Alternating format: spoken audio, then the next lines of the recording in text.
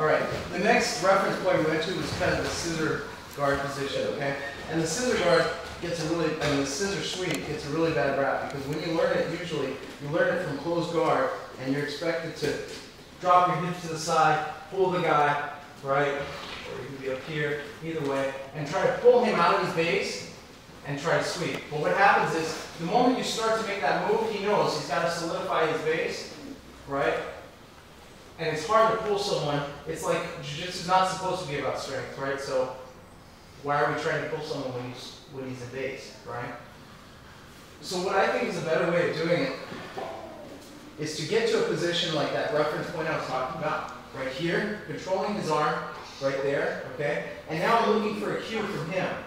And the cue is if he wants to pass my guard, he can't pass it with his butt like down. He can't like hop, you know, to the side while keeping his butt down. At some point, he's got to start to, to lift that hip up. Exactly, so go back. So, I'm not waiting for his hip to get all the way up, right? Yeah, because it's kind of like this. It's like if you duck a punch, after the punch has already been like, you know, thrown, it's too late. I want to try to get it, I want to get under the punch as the punch is coming out. So it's the same thing with this. So I need to dominate this arm, okay? And as soon as I feel him start to move, now I help him. You see? Now I'm going to help him with what he's trying to do. He's trying to lift his hips, so I'm going to help him lift. Go down. So watch. He tries to start to pass. Now I help him. And now I sweep. So what you're looking for when you're going for your sweeps is that moment of transition when the guy is in base and starting to change. Because the next position he gets to, he's going to be in base. Okay? So you want to get him right as he's starting to go to whatever his next position is. You know what I mean? At that moment, he's taking the initiative. So you want to get him like, while he's kind of concentrating on getting to the next position. Okay? So one more time. We're going to start here. Knee up. Okay? Remember, we don't let him crush our knee down. Okay? And the moment you feel him start to move, you pull. See? Pulling. Here. Drop my hips and don't just drop. You want to pull, drop, and really get a chop with your legs. And then drive yourself to the top.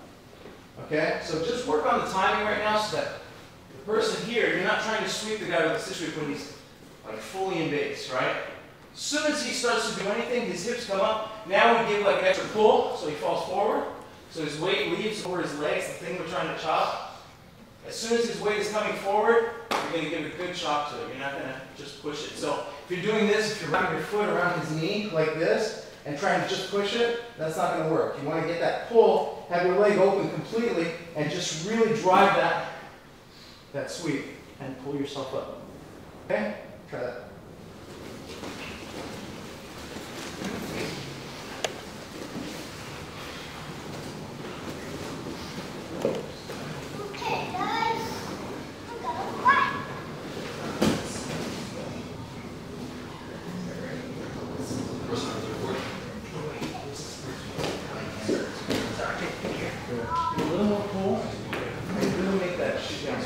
Tight, it's going to feel like hard to drop it in.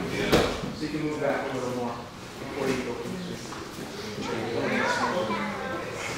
So scoot yourself back a little so you're a little more extension. Yeah, there. Good. Now when he starts to move, you're going to help him hold him in that direction of your left shoulder and drop the rest. There you go. Good. Better. Better. Let me.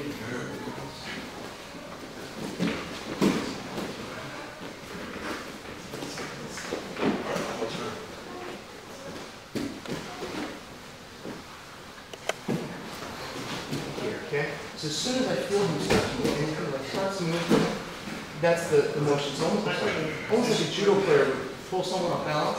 The same thing, but as he's already in motion, like that. Okay, so he starts, boom. See, that's what you want. You want that like feeling like he's being thrown, and then suddenly on his back. The cue, yeah. That little cue, like that started. If you wait like too long, it's already. It's actually hard to sweep someone when it's upward. You know what I mean? But as they're moving and then you pull them, they're already in motion. Color. Oh. Good. Yeah, get a little. So, Roger, instead of pulling him to the side, just towards your left shoulder. One more time. And try to get him pulled right at the moment that he's lifting his hips over. Nice, Steve. Good. Oh, now you're, okay, yeah, so you put your left foot in. Okay, boom, oh, nice shot. Woo! That would be counted as 2 points. Okay, okay, good. So you're on your side. Good. There you go. Okay, good. Now, this knee, okay, right here in the shoulder. Okay? Now, the moment you feel, so sit your head up a little bit, as soon as you feel his hips start to come up, you're going to pull him in this direction, okay? And you're going to drop your feet both to the side like this. Your knees both to the side. Boom. There you go. Good.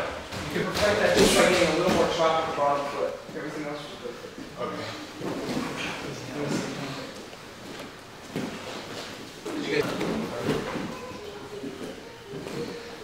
you guys watch for a second? The idea is this, okay? When my weight is over my hips, the thing you're trying to chop are my legs, right? My legs are really heavy right now, okay? So when I start to move, I'm already starting to take some of the weight off of my legs. My weight's already starting to go away from my legs and towards the person, okay? Because I have to lift my hips, okay? So when you start to pull me and drop your legs, you're taking all that weight off of the legs so they become, no matter how heavy he is, they become light. Now, if you feel like the person still feels heavy, it's only because you might be a little too close to the person. Because then you kind of explode on the legs, right? So now you start to exaggerate the pull this way. Yep, and now chop. You see the person feels light. Okay, so you got to take that weight in a direction where there's nothing there, and he doesn't have an arm to post, and then chop. Does that make sense? Yeah. Couple more time, guys. So we've been mostly doing sweeps, but I just want to show you guys from that position a very good opportunity for submission, okay? So I get to the position here, all right? And I don't feel like he's moving. He knows that if he splits his hips, he's kind of vulnerable, okay? So now he starts to work to dominate this leg. I don't have enough control over his arm, and he's able to use that hand to get control over my leg, okay? So now I'm a bit vulnerable because he's going to kill that one hook that I want to use to chop him, okay? So what I'm going to do is the moment that he grabs, I'm going to reach with my other hand and use my whole body. So that's, again, another point. Tom is 10 times stronger than I am. I know this. I've rolled with him. I'm going to use my body to pull. So I reach behind here, and when I fall back with my whole body. I lift this elbow out, and now I just chop my leg to the side here. You see? And now I'm just going to stretch, grab on, see the position we're in, see how he's up and I'm down. I step to the left with this foot, and I pull here, get him flat. Now I can sit up, pass my legs to the side, over there. Okay. So, go to the position here. Yeah, see, he's already started. So I sit up, I use my body to pull, open this up, hit my leg. I'm not trying to wrap around it. I don't need to angle my head over this way. I'm just going to straighten my leg out and hit here. Now I push my heel down towards his head, right here, and I'm going to switch my grip and grab this. Now he's up and I'm down. I don't like that. I want him down too, so I plant my foot to the outside and I pull here. Get him flat. Sit up, hung over his body, point your feet to one side, whisper easy. Alright, does that make sense? Questions? Yes. Okay, sure.